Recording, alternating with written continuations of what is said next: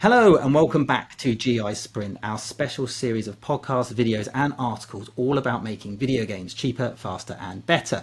We've covered building shorter games, failing fast. We've looked at technical solutions with things like AI and engines. We've discussed hybrid working strategies and getting things right at the concept stage. And now, to finish off the season, we've got a very special session discussing cloud and AI with two leaders of Xbox, Haiyan Zhang and Brady Woods. How are you both? How are you? Welcome. Hey Chris, Hello. good to see you.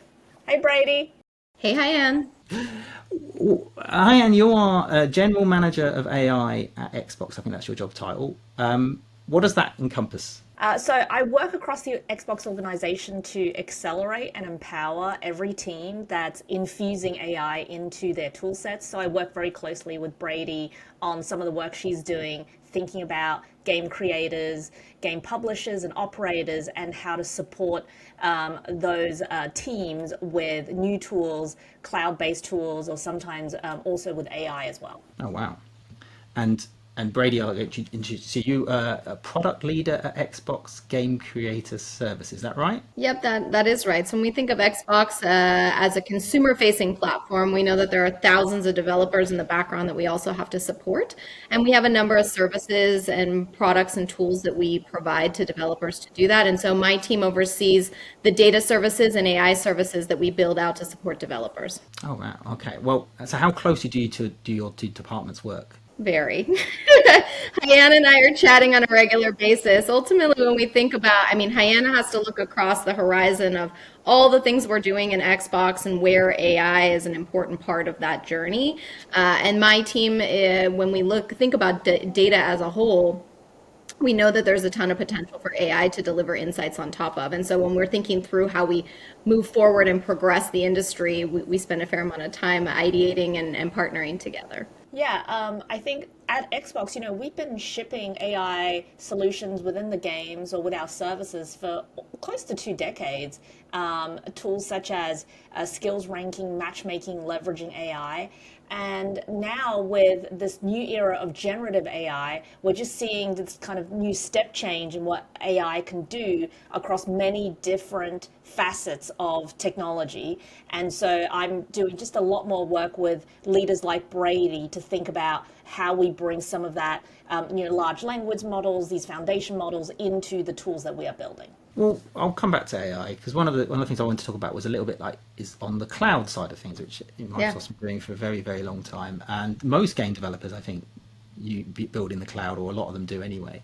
But for those that are sort of building locally, and this is kind of a basic question, I guess, but what are the benefits to making games in the cloud, particularly in terms of trying to make games faster? Yeah, so I think when you think about cloud transformation for any or digital transformation for any industry, Christopher, everyone's looking to cloud to understand how to empower a hybrid workforce. And so it's one of the greatest opportunities I think we have for cloud is that it really empowers you to find the best talent to work on your game, to be able to build no matter where they are located. And so when we think of Azure particularly, we think of collaboration, version control, testing, debugging, and deployment. Those things can be done in a hybrid way when we utilize them. And I guess though, has the pandemic and lockdown, everyone moved to remote and hybrid working. That's has that accelerated that use? Absolutely. I come from the visual effects world. Prior to my time joining Microsoft, I actually joined mid-pandemic. And so when you look at asset creation and creator workloads all up, everyone had to look to a new way of working as we sheltered at home, which feels like a very long time ago at this point. We know that ultimately the way that we were able to move past some of the challenges to getting content going again were really to look to the cloud. And so, we often would say that necessity is the mother of invention, but COVID was the mother of adoption. It forced folks to look at new ways of working. Is it something that everyone can do? Is it there are obviously costs associated with cloud development? Is it something that fits all sizes of studios? And I'm obviously thinking smaller independent teams when I'm saying that. I think ultimately today to build your entire game in the cloud is more expensive than it is to build on-prem. So if you're looking to move your entire workloads up to the cloud, you will find that today it's more expensive than building on-prem. That said, there are a number of starter services that you can look to cloud for, even particularly storing and democratizing out the data across your pipeline that is adoptable for everyone. The other thing I think is really awesome is that we see a lot of our ID at Xbox creators really leveraging the Microsoft Startups program that allows for Azure credits to get started. Ultimately, as with everything, when we adopt at scale, it's going to democratize our ability to bring the cost down. And so as we think through sort of what that journey looks like, Christopher, the larger studios are seeing more of the efficiencies of scale by adopting a larger number of workloads they can move to Azure. That said, there are things that we can look at independent game devs, and they can move parts of their process. They can utilize things like Perforce or Visual Studio Code and really start the process of adopting parts of the cloud to drive that efficiency. And ultimately what we see is, even though maybe developing in the cloud is more expensive, as you move the entire pipeline there, the data that is collected and the efficiencies of the context building that happens in the cloud all the way through the pipeline of development, it may drive efficiencies later down the line that aren't necessarily caught up in the cost of development as a whole. But definitely that you're correct. The total cost of ownership is a challenging one, I think, as we think through being a small startup studio. And so it's important to kind of look at what are those things we can move to cloud that drive creating the opportunity to do something that can't be done on-prem. Hybrid workflows is a good example of that. AI is certainly another great example of that, which is as we move things to the cloud, we want it to enable things that I can't achieve on-prem to offset the cost of moving up to the cloud. What is the Microsoft startup thing? If I'll show my ignorance there. The Microsoft Startup Program allows for us to basically invest in startups, but we think of independent game devs as their own version of startup. With Azure credits and technical advice on how you can adopt cloud, it basically allows you to get a technical advisor and some early Azure credits so that you can go in and start playing around with what parts of cloud you can adopt. And then we also give you a resource that helps you figure out what are the right things for your workflows to be looking at cloud to adopt. Are there any sort of, so the people that might be using it a bit more frequently, are there sort of are there sort of any innovations or improvements in the cloud stuff that you're doing that have that developers should be perhaps paying attention to, or sort of maybe new or underused? One of the things that I'm really excited about is the development of Microsoft Fabric. And really what Microsoft Fabric is it's a repository that allows you to bring all the different sources of data you have across your organization. So whether that be your game dev data, your marketing data, your customer sentiment data, even your internal organizational data, you can bring it to a single repository and then unlock the ability to drive those real-time insights on top of it. It's never been more important for you to take control of your data when we think of the world of AI and our abilities to deliver really insightful opportunities to expand how we understand what's happening in our organizations using AI. And Microsoft Fabric is a really great opportunity for teams to be able to do that. PlayFab, our backend services, which also sit native to Azure, did an integration with Microsoft Fabric around Build last year. And what we're seeing is that you're able to take your in-game telemetry and your real-time pipeline, you can combine it with your organization's data, and then you can unlock real-time insights that you can then push live ops actions back into your game that drive further engagement in your player behavior, right? And so you're really able to help players find the fun faster. And so that's a place I'm super excited to see continue to expand, is how we really take better control of all the data available to us from dev all the way post-release. Oh, so I see you really do work closely together. The AI side. Well, let's talk about AI then, because I guess to a lot of people there's a lot more of an unknown around it, or at least opportunities that they've not considered maybe. I mean, we've just had King on the website talking about how they use AI to test levels in Candy Crush, and they even suggests things they can do differently. And you mentioned one already, Brady, but so what areas have you found where AI tools can perhaps help improve development efficiency? Well, I think from our perspective, just like starting out very simple is we're finding, the development of tools like ChatGPT and M365 Copilot, just leveraging GPT to answer questions, has been really useful to devs from AAAs to indies. in the way that it's not fully integrated into the development pipeline, so it can be used as an additional tool.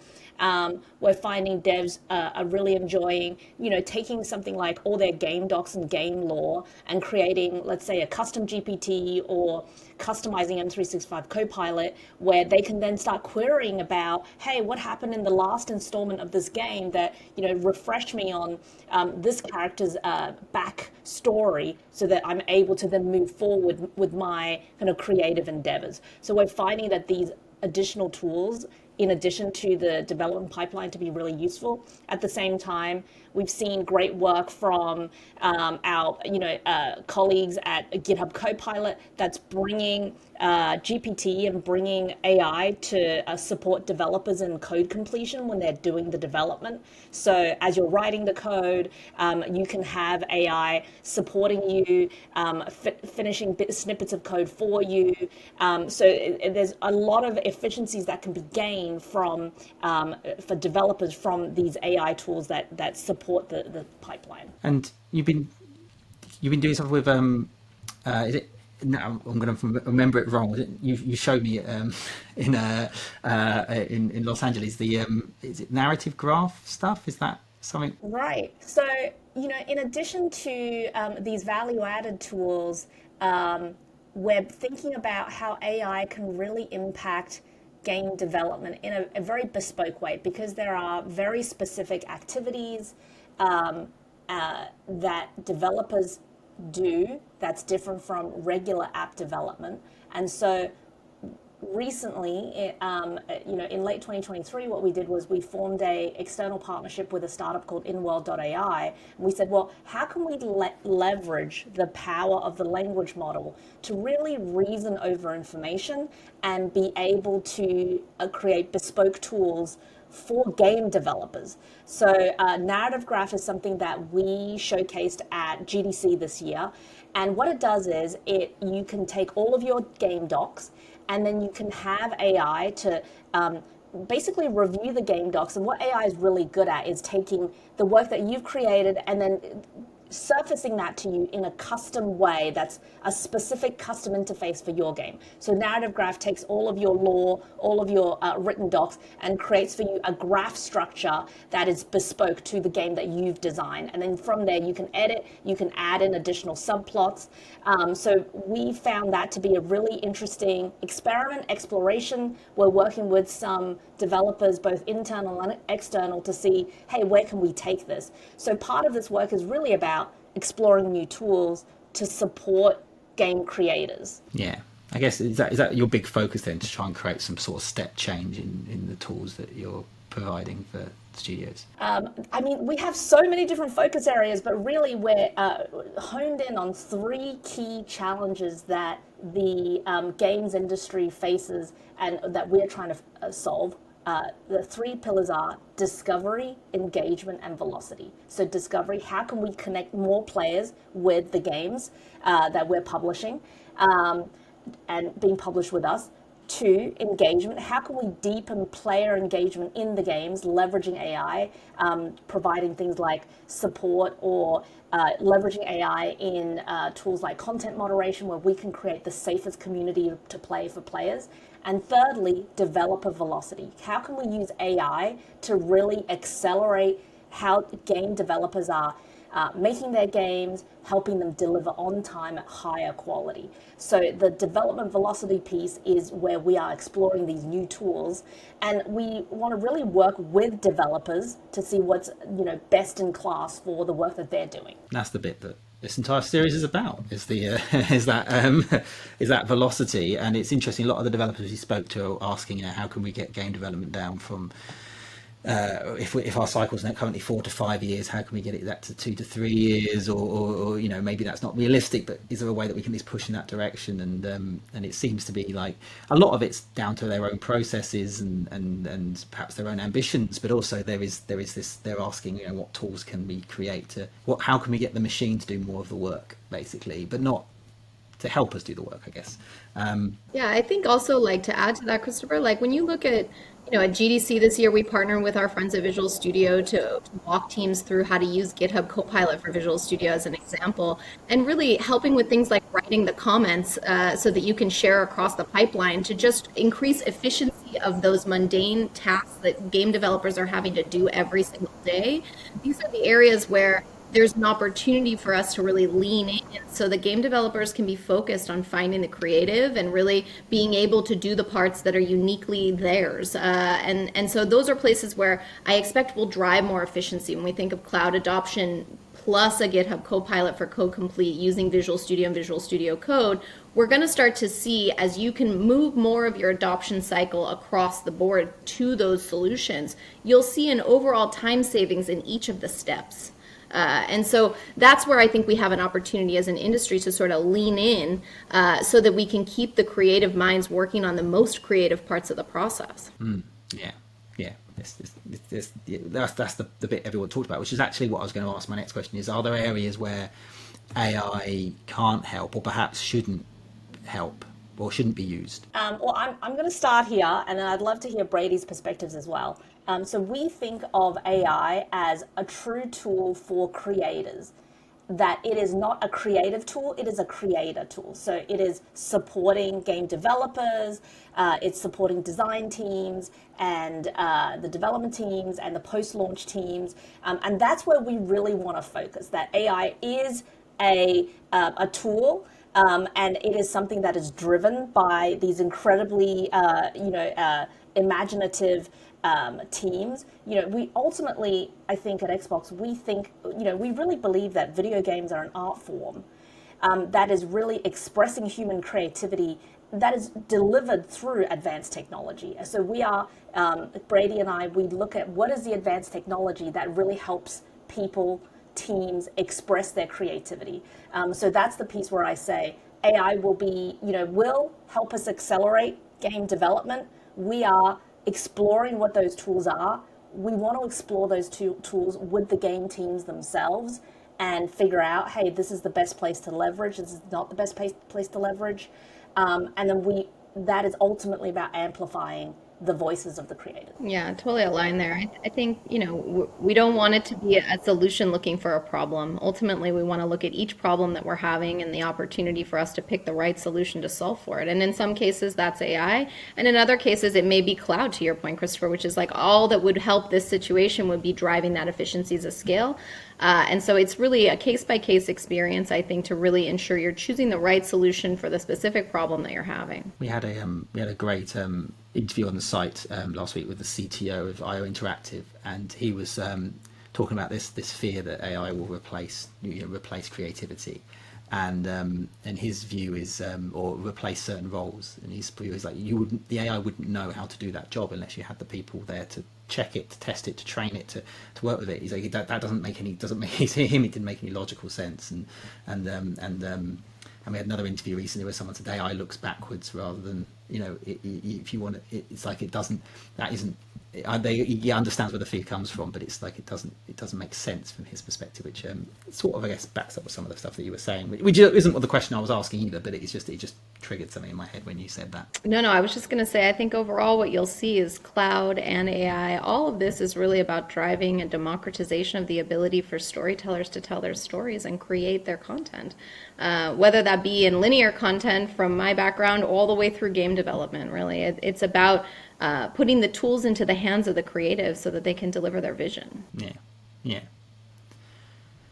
How do you see, or we're sort of touching upon this subject now, then the future, but how do you see all of this technology developing and changing as we sort of move forward? I guess you're on the front line. You probably know. You probably know what's coming, right? So can you share? Can you give us a little where you think things might be heading? Well, I'll start and then I'll pass to Haiyan as she has more of the horizontal view. She sees, she is on the front line, quite literally, at looking at most of our innovations. One of the places I'm really excited to see what happens next is our ability, when we talk about developer velocity, we talk about building games faster. But the other thing we want to be able to do as we create more games is to help those games be successful faster. And And so when we look at the tools that we're building on our side, and we're looking at other teams building as well, it's really about trying to understand your audience better, trying to make sure that you're helping your players find the fun faster, and being able to sort of understand what is working in your game. What's your game performance looking like? What's the behavioral data for how folks are finding that fun? And what are those opportunities for us as a platform that helps you find your audience to drive those opportunities? And so when I look at things like PlayFab Copilot, which we talked about at GDC last year, our ability to not only help you run your game more efficiently, understand what's happening inside of the game and how it's operating on across platform. We also have the ability to help you as the game creator ensure that that your players are finding fun, that they're engaged, and that you can help them stay engaged in your game. And so those are places that I'm excited to see us continue to progress. Overall, as I mentioned before, like, I'm just excited to put the tools into the hands of the creative minds to see what comes. We know that when we democratize the ability to build games and we democratize the ability to play games, everyone wins. The entire industry will grow when we can deliver that result, right? And so I'm excited to see the expansion of the industry all up by being able to have more folks able to build games and more folks able to play games. We didn't touch on it too much here, but we have a ton of ability to drive more accessibility in games overall. And so that's an exciting place for us as well. I'm really excited to see the audience grow, but also the stories that reach those audiences grow. Right. So, yeah, totally agree with Brady on all those points. You know, what we've seen in the last 2 years is AI technology just really evolving very quickly. So new models being trained, new capabilities. We saw, GPT and additional foundation models from all across the industry. It's evolving from chat to recognizing images to generating, imaginative videos. So as the AI evolves, what we are trying to do is really develop tools in a very principled way. So AI is a raw technology. And the future is really unwritten. So how are we going to write the future together? And that's through really leaning on responsible AI principles. For example, we want to make tools that are secure, that are transparent, that are supportive, that are inclusive, and then really look at opportunities for new tools, of which narrative graph I spoke about is, a new type of UI, but what are some other types of UI that we could really discover together? As Brady mentioned, accessibility is an area that AI could open up new opportunities. So for example, if you're making a game, we know that many game teams are trying to make their games accessible. Well, how can AI really accelerate that? Really scale that up, so that if you have one dev working on that, AI could be a dev team that's building out the accessibility feature of your game. At the same time, we see also these models becoming more cost effective, whether they're inferencing in the cloud or on your PC. We're going to see the costs come down while the capability and the latencies are improving as well. So right now, it's a moment in time. I'm sure we'll be speaking, in 6 months or a year, and the landscape will have completely shifted. And at the same time, we're leveraging the capabilities now, developing tools like PlayFab Copilot. Another piece that's quite exciting is I know many game devs are thinking about AI inside of their games, right? And this is somewhat separate from tools to support development. This is, hey, here's a new piece of technology. If I embed the AI into my game, could my game become more expansive? Could I talk to my NPCs in more detail and have a more, deeply engaging experience for players? And this is an area of experiment that we would love to empower more developers to explore through the tools that we make. I played Ubisoft's Neo NPCs at GDC, and it was I actually, there was a bit of, it was interesting, the polar reaction to that experiment, but I found it quite interesting. I ended up potentially being obsessed with the guy's shirt, and we started talking about buying things from from the local thrift store, and whether or not it was being used as a front for something nefarious means. And I'm pretty sure I might have created an entirely different side mission by doing that conversation. But it was but yeah, that's obviously, that's not what the subject's about, but it is interesting. For sure. I mean, if you think about, when video games were first developed, I think some of the first games were made on an oscilloscope. these were guys that were like, oh, we want to make an interactive game experience, and computers were these giant machines with punch cards, and the displays were oscilloscopes. So they, some of the first games were like this, and I feel like we're in that stage where we're looking at, hey, could there be new genres of games? And I think part of that is just doing the exploration and getting players and industry veterans such as yourself to look at those games and give feedback and talk about, where is the gem, where is the crux of that magic. And we know with the creation economy that ultimately personalization is table stakes for people. We know that people want an experience made uniquely for them, and so this is again a tactic that allows us to deliver that unique personalization. The experience you had is unlike any other person's experience, Chris, playing with that NPC. And so that's something that I think is a super exciting opportunity for, again, storytellers to be able to utilize as a tactic in how they tell their stories and how they enable that really unique human experience to be something made individually for each person at scale. And so, I think it's an exciting time both for players and for creators in that way. Well, yeah. And I know there's all sorts of challenges around in that sort of area, but perhaps a subject for a different time. One thing I didn't actually mention, though, you mentioned it a few questions ago that I was going to jump on, but I got distracted by the future, is the role AI and cloud can sort of play post-launch, because so many games, the days of you launch a game and you get it out there and you move on to the next one is not completely over, but for a lot of studios it is. What ways do you find that developers are using or can use your service, the technology to sort of post-launch? Well, I think what you're seeing, there's a couple things I think when you look at the industry and what's happening all up, which is like you're seeing a growth of live service games that iterate in concert with their audience. And so there's a number of back-end services that you need to have in order to have that really robust content pipeline, to be able to react in real time to your player base. And so when you look at cloud-based tools like PlayFab, for example, it's a set of back-end services that simplify how you can interact and iterate in concert with your player base, whether it be real-time collection of the data with a real-time events pipeline, whether it be your in-game economy solutions or multiplayer servers, or your ability to enable party chat, for example, and really create that social experience with your player base. And so what we're looking to do is really take those back-end services that are cloud native today that are helping those game creators create that iterative cycle in their game that take the player experience and the creator experience and tighten that loop. What we want to be able to do is learn quickly about what the players are enjoying about their game and what's working and what's not working, pull that back into the creator mentality, and then be able to push changes back into the game in real time. And so when we think of PlayFab, even prior to AI, this was the work that we were really doing, is to be able to take that listen and learn and then push the engage back into the game. When we think of AI and our ability to now democratize that tool, it means that you're not harnessed by understanding or having a mastery of the UI or the services themselves, because we can democratize that ability through natural language. So you can have an experience with the PlayFab Copilot that if you're not an expert in running a live service game, if you're not an expert in being able to drive that iterative cycle in your game, you can move to natural language and communicate directly with the artificial intelligence that acts as an agent to help you affect those changes in your game. It also helps you make sense of a massive amount of data. I know for me personally, I do really well by understanding what's that insight, what's the pull-up. And so AI really helps us get to that, and the PlayFab Copilot is really focused on this, which is like, what's all the data of what's happening in my game, and how can I better understand it so that I can push actions and things back into the game that will drive more fun for players.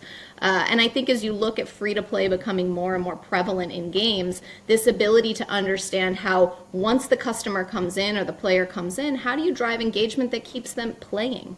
And so those are the places that we really look post-launch at things like our back-end services, and then being able to unlock further use of those things with AI. And I think one of the things that we really focus on is, gaming is ultimately a social activity. It's where many people come to connect with their friends or with others around the planet, and to have that social engagement. And that means that the safety of that social community is of the utmost importance. And that's about chat, that's about behavior in chat, that's about people feeling like they're included in the messages that are being sent, using language that's respectful. And so we focus a lot on content moderation. And we've spent many years thinking about content moderation, applying content moderation to our communities, and then taking our learnings and sharing that with also external developers so that they can create safer communities within their in-game chats as well.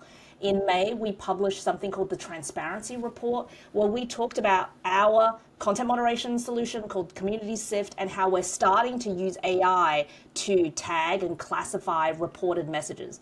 Content moderation is one of those tasks it's never finished and you can never do enough of it, right? So we're using the power of AI to be able to scale our network of content moderators to help them do their jobs better and to create that safer community. And then we want to share that back with the games industry itself so everybody can facilitate these safer communities. Wow. I'm wary that we're sort of running towards the time, but I've got one question, and the thing is, we sort of talked about it in all the answers, so we might be repeating ourselves a bit, I think. But what do you think the impact of all these changes and these processes and AI and cloud and all this sort of thing is going to have on the wider games industry, not just with developers, but as the industry as a whole? Well, I think I touched on it before, but I'm really excited to see it grow the industry all up. When we democratize the ability to build, we democratize the ability to play, we have the ability to grow how many people get to interact with these innovative experiences. And so I really look at it as a tactic that helps put the tools back into the hands of both developers, to your point, but also players to find the fun that they want to play with. And so I'm excited to sort of see that expansion of the number of folks playing games. I know it's a very large number of folks that are already playing games, but I think how we define game experiences will change over time. And I think those opportunities for us to see that growth is good for everybody. It's good for the entire industry. Oh my gosh. And how have we seen video games themselves change over the last few decades? I mean, when I was a kid, playing Alex Kidd on Sega Master System, with the little controls, and then that evolving into, more dedicated first-person shooters, with Halo, with Call of Duty. Like, gaming has changed so much, and the people that game have also changed. And now with mobile games, we've seen just an explosion of different types of gamers, right? If you're playing on a train, if you're playing Candy Crush on a train, you're a gamer. Or if you're, hopping into a Fortnite game on your tablet, you're a gamer. My 8-year-old, she's playing Minecraft, every day. And I kind of love how it's opening up her imaginative horizons. So how is AI and cloud going to change games from here on out? I think there's opportunities for new kinds of games, new kinds of experiences, just like how the introduction of multiplayer cloud services really changed the social landscape of games. Are there now new kinds of services that's going to come online and enable players to connect with each other better and enable creators to find new players and more communities for their games? Wow. Well, it's certainly a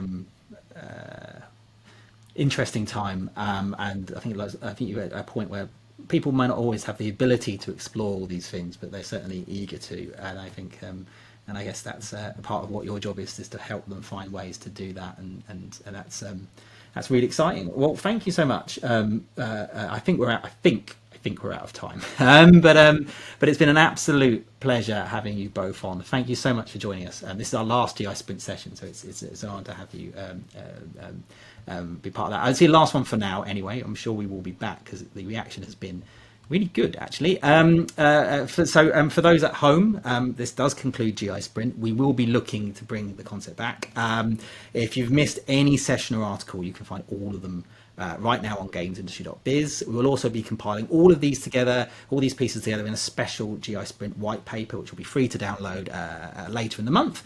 If you want to keep up to date on this topic and obviously everything else that's going on in the games industry right now, please do sign up to the GI newsletter. It's awesome. It's completely free. You can get it at GamesIndustry.biz/newsletters.